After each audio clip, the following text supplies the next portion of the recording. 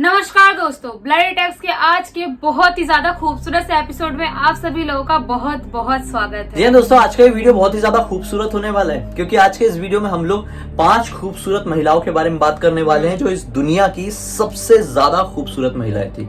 उनके जैसी खूबसूरत महिलाएं इस दुनिया में एग्जिस्ट नहीं कर सकती।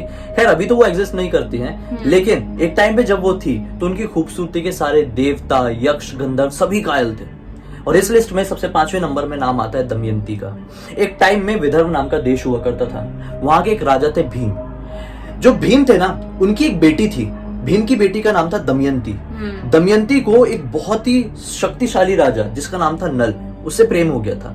दोनों ने एक दूसरे की इतनी तारीफ सुन रखे थे ना कि दोनों ने एक दूसरे को देखे भी नहीं थे, फिर भी एक दूसरे से बहुत ज्यादा प्यार करते थे। हाँ, मतलब कि उनका ऐसा था कि जो नल थे वो बहुत ही ज्यादा स्ट्रांग थे। उनकी मतलब वाहवाही सुनी थी कि बहुत ज्यादा स्ट्रांग है, बहुत ही अच्छे हैं वो। और जो दमयंती थी, उनकी खूबसूरती की तारीफ सुने थे उन्होंने नल ने, तो दोनों सोचे होंगे कितने अच्छे दिखते होंगे, क्या मतलब होगा। कुछ ऐसे उनके दिमाग में चला और बिना देखे एक दूसरे से प्यार कर बैठे। अब क्या हुआ कि जब इधर पे टाइम आया दमयंती का स्वयंवर करने का, तब इंद्र, अग्नि, वरुण, यम ये सब लोग स्वयंवर करने पहुंचे, लेकिन अपने रूप में नहीं, नल के रूप में। और नल भी रियल वाला है वो तो। हाँ, तो मतलब वो लोग सोचे होंगे कि हम दमयंती से शादी कर लेंगे, हम रूप चेंज कर लेते, नल बन जाते हैं। उनके दिमाग में यही आया होगा। अब दमयंती को क्या हुआ, दमयंती सामने आई, देखी 5 नल, तो डर गई ना, कोई भी डरे गई। तो वो बहुत ज्यादा घबराने लगी कि मैं स्वयंवर कर पाऊंगी कि नहीं कर पाऊंगी। लेकिन फिर उसने अपना ध्यान लगाए और अपनी प्रेम की शक्ति की वजह से वो पहचान गई कि असली नल कौन सा है। हाँ, तो वैसे तो होता ही है, मतलब वो समझ गई होगी, एक्सप्रेशन, फेस, जो भी चीजें हो। और इतना प्रेम करती थी, उनको समझ में आ गया नहीं ये सब तो नकली है एक्सप्रेशन। क्योंकि जो नकली होता है ना, उन लोगों का एक्सप्रेशन थोड़ा अलग ही रहता है, लेकिन जो असली है बिल्कुल कॉन्फिडेंस रहता है उनके अंदर कि नहीं हम तो असली, हमको क्या जरूरत है किसी डरने की। हाँ, ऐसा फिर क्या हुआ, दोनों का विवाह तो हो गया, लेकिन दोनों एक दूसरे के साथ ज्यादा टाइम तक रह नहीं पाए। एक्चुअली जो नल थे ना, वो जुए में अपने भाइयों से सब कुछ हार गए, सब कुछ खत्म हो गया उनका। और इस वजह से वो अपना सब कुछ, राजपाट, परिवार सब छोड़ के जंगल की तरफ चले गए। और दमयंती वापस अपने पिता के पास आ गई। जंगल में रहते हुए उन्हें एक सांप ने काट लिया, जिसकी वजह से उनका शरीर पूरा काला पड़ गया था। जब इस बात की खबर दमयंती को पड़ी तो दमयंती अपने पति को खोजने के लिए वन वन भटकने लगी। उसके बाद उनकी डेड बॉडी मिली दमयंती को, जो कि पूरी खराब हो चुकी थी, लेकिन ऐसी हालत में भी दमयंती ने नल को पहचान लिया था। मतलब इस लेवल का प्यार था दोनों का। मतलब सोचो कैसे पॉसिबल। और हम लोग रोमियो जूलियट की मिसाल देते। रोमियो जूलियट छोटे छोटे बच्चे थे यार, मतलब कुछ नहीं थे वैसे। प्रेम कहानी थी। हाँ, 3 दिन की प्रेम कहानी का Romeo Juliet, oh my God कितने प्यारे थे। ऐसा रहता है, और ऐसा थोड़ी होता है। देखना था इनका प्रेम, देखो ये होती है प्रेम कहानी, ये होती है मिसाल, ऐसी देना चाहिए। खैर आगे बढ़ते हैं। चौथे नंबर में नाम आता है उर्वशी का। उर्वशी का नाम कौन नहीं जानता है। स्वर्ग की अप्सराओं में सबसे खूबसूरत बोली जाती है उर्वशी को, है ना। तो उर्वशी का भी किसी के साथ प्रेम कथा था, लेकिन अब ये इतनी बड़ी प्रेम कथा हम सुनाकर क्या करेंगे, ये बहुत इंटरेस्टिंग लगी। उर्वशी की प्रेम कथा हम किसी और वीडियो में सुना देंगे। अगर लोग इंटरेस्टेड होंगे तो आप लोग बताइए, अगर आप इंटरेस्टेड है। उर्वशी जो कि स्वर्ग की इतनी खूबसूरत, स्वर्ग की सबसे खूबसूरत अप्सरा उर्वशी थी। अगर आप जानना चाहते हैं उसकी प्रेम कथा, इसी तरह की इससे भी यूनिक प्रेम स्टोरी है। प्रेम स्टोरी इंटरेस्टिंग तो जानना है तो आप लोग बताओ। तो जो उर्वशी है ना, ये इतनी ज्यादा खूबसूरत थी कि इसके चर्चे तीनों लोकों में थे उस जमाने में भी, स्वर्ग में, पृथ्वी में, पाताल में। सब युवक लोग चाहते थे कि हमको उर्वशी मिल जाए, हम उनसे विवाह कर लें। हाँ। मतलब एक बार उर्वशी को पाना चाहते, ऐसा वाला था कि हमारी शादी हो जाए उनसे, ऐसा वाला ख्वाहिश थी उनकी। ख्वाहिश थी।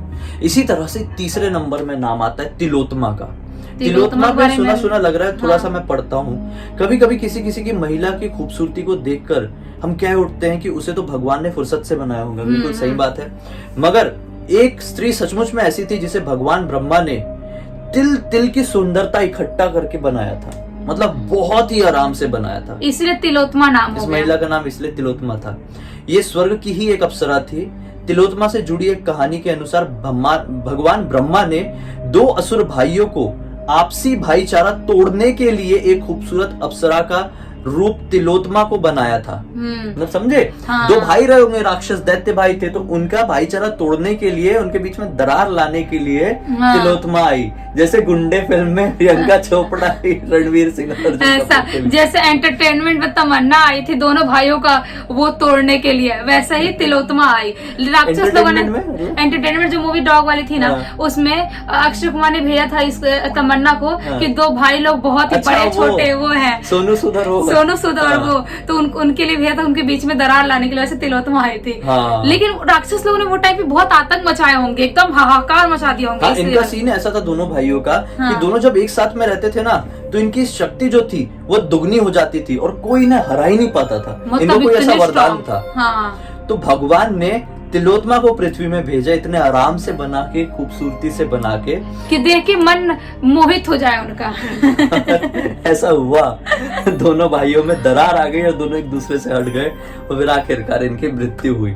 हाँ, सोचे होंगे कि तिलोत्तमा शादी हमारी होगी, हमारी शादी होगी। खूबसूरती ये भी करा देती है दुनिया। हाँ, तो इसीलिए तो मतलब अगली स्टोरी ये है कि भगवान विष्णु ने मोहिनी अवतार लिया था, इसीलिए तो। नहीं, अगली नहीं, वो अगली की अगली होगी। फर्स्ट नंबर तो तुमने पहले ही बता दी, हाँ यार, कर दी। मुझे लगा लेकिन वो तो सबको ही पता होगी फर्स्ट नंबर में मोहिनी आती है। लेकिन सेकंड जान लो, सेकंड इंटरेस्टिंग है। सेकंड थी अहिल्या। अहिल्या के जिक्र आप लोगों ने कहाँ सुने? तुमने कहाँ सुने बता? मैंने अहिल्या कमेंट सेक्शन में बताओ आप लोग। अहिल्या सुनी हो लेकिन ज्यादा नहीं सुनी।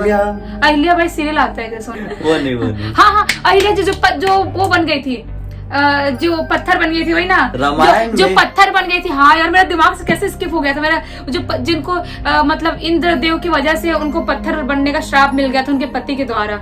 हाँ, क्या थी स्टोरी बता वाला तो? ऐसी स्टोरी थी मतलब कि इंद्रदेव उनसे मतलब बहुत ही ज्यादा वो हो गए थे, मोहित हो गए थे और अहिल्या को पाना चाहते थे वो। लेकिन मतलब ऐसा सोचते थे कि जब ऋषि यहाँ पे घर पे है तो मैं कैसे उनके पास जा सकता हूँ। मतलब उनके पति उनके साथ हैं। उनके साथ हैं। तो अहिल्या के पति एक दिन सुबह जल्दी मतलब उन्होंने चले गए, मतलब पूजा करने के लिए, जल लाने के लिए बाहर। तो फिर इंद्रदेव उन्हीं का रूप धारण करके अहिल्या के पास आए और उनके साथ मतलब उनका हो गया, मतलब रिलेशन बनाया।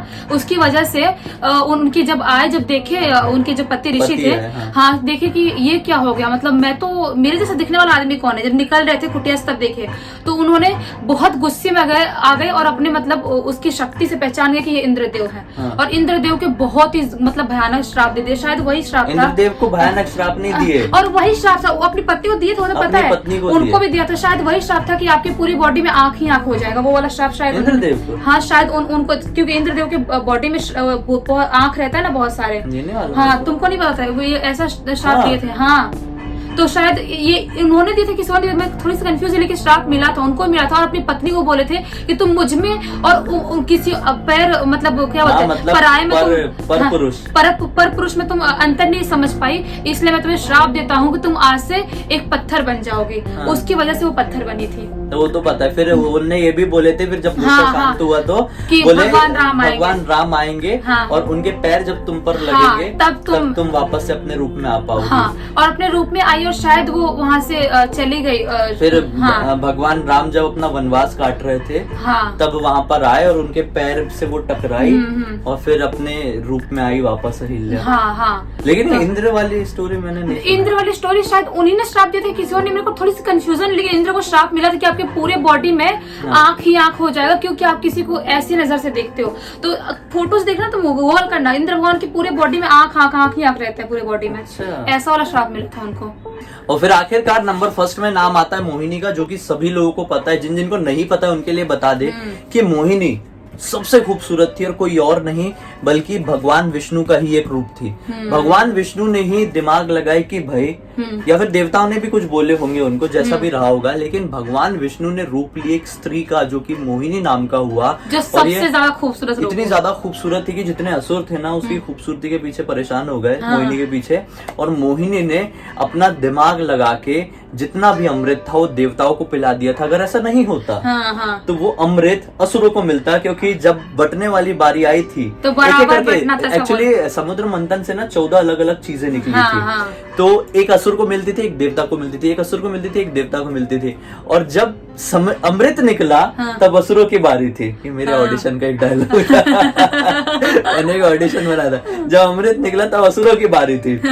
तो फिर क्या हुआ, लेकिन यहाँ पर विष्णु जी मोहिनी का रूप लेकर आ गए और वो अमृत वो नाचते नाचते मतलब ले आते एक छल करके, हाँ, मतलब छल एक तरीके करते जो मतलब नॉर्मल जल था या जो भी था उनको अशोक पिलाते थे, और दूसरा वाला जो अमृत था वो देवताओं को पिलाते थे। ऐसा करते करते नाचते नाचते पूरे मतलब अशुरों को लगा कि हमने वो पी लिया, हमने अमृत पी लिया, अब से हम तो अमर हो गए, लेकिन ऐसा कुछ था नहीं। लेकिन कुछ कुछ छल बहुत अच्छे होते हैं। अगर ये छल नहीं हुआ होता तो आज असुरों का सब कुछ होता, पूरी दुनिया उनका संसार होता, सब कुछ उनका, और आतंक मचा देते वो लोग। तो ऐसे छल छलना भी जरूरी होता है, छल छलना भी जरूरी हाँ, वो नहीं, ये देखो कभी भी भगवान जो करते हैं ना वो भलाई के लिए करते, आगे जो फ्यूचर में जो भी चीजें होने वाली है उसके लिए करते, कि आगे चल के उनको पता होता है कि असुर का राज होगा तो कोई चैन से अच्छे से नहीं रह पाएगा। और इसलिए तो कहा जाता है झूठ का जो रिलेशन बना है, कई बार झूठ अगर किसी सच के लिए बना रहा है, कोई झूठ कोई सच के लिए बोल रहा है, कोई बड़ी चीज के लिए बोल रहा है, तो वो झूठ से पाप नहीं लगता, वो झूठ कहना गलत नहीं है। अगर किसी की जान जा रही किसी बात की वजह से